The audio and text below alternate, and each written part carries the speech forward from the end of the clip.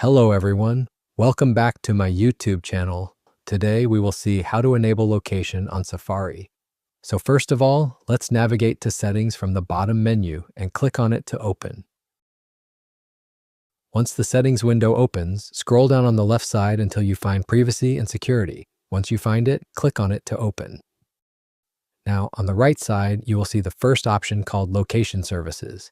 Click on it to move to the next step. Here, make sure the Location Services toggle is turned on at the top.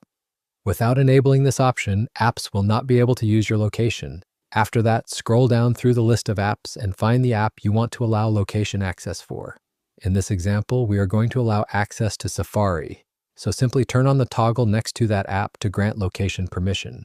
Once enabled, the app will be able to use your location whenever needed for maps, search results, weather updates, or other location-based features. If the app is currently open, you may need to restart it for the changes to take effect properly.